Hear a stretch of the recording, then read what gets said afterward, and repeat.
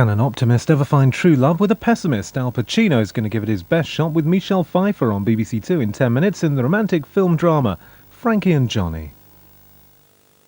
In congratulating the BBC on their 75th birthday, I find it difficult to believe that I did my first broadcast in 1923, and in those days we worked in very cramped studios in Savoy Hill.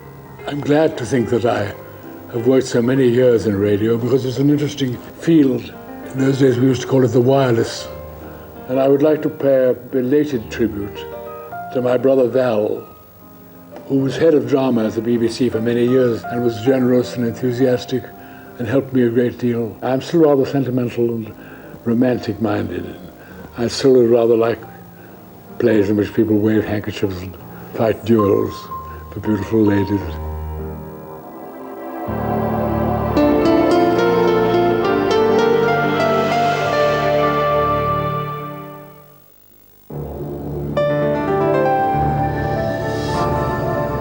Now on BBC One from director Steven Spielberg, tonight's multi-Oscar-winning network film premiere.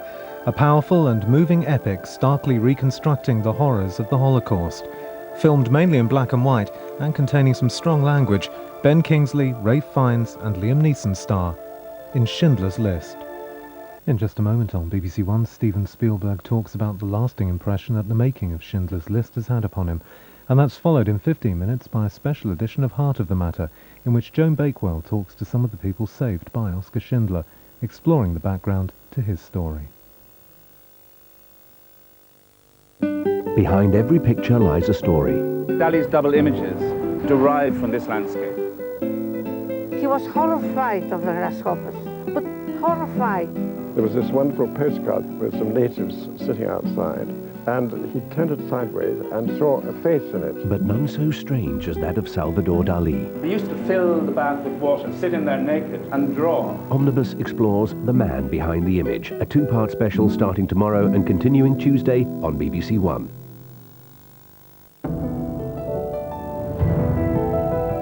Following on from Schindler's List, now on BBC One, Ben Kingsley talks to Steven Spielberg about the organisation he founded to create a permanent record of one of the darkest moments in human history.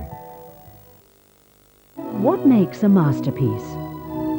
A new series goes beneath the surface to understand the original intentions of the artist. What we're trying to do is to recreate the colour of the sky before the blue discoloured. And the changing nature of the materials they achieved it with. Thanks to paint in a tube, Van Gogh uses brilliant greens that a 17th century artist would have killed for. The director of the National Gallery presents Making Masterpieces tomorrow at 7:30 on BBC Two.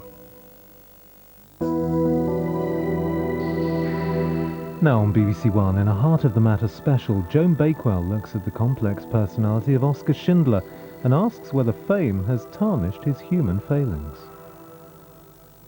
In an industry dominated by men, these were before the days of women's liberation. She became one of the world's most powerful women. I had never addressed my children, much less the board of directors. She was the publisher who broke the news on the Watergate scandal. I said, oh, go ahead, go ahead, go ahead, and hung up. This is a fabulous story. And toppled America's most powerful man. I shall resign the presidency effective at noon tomorrow. Omnibus on Katharine Graham and the film she inspired, All the President's Men, next Sunday on BBC One.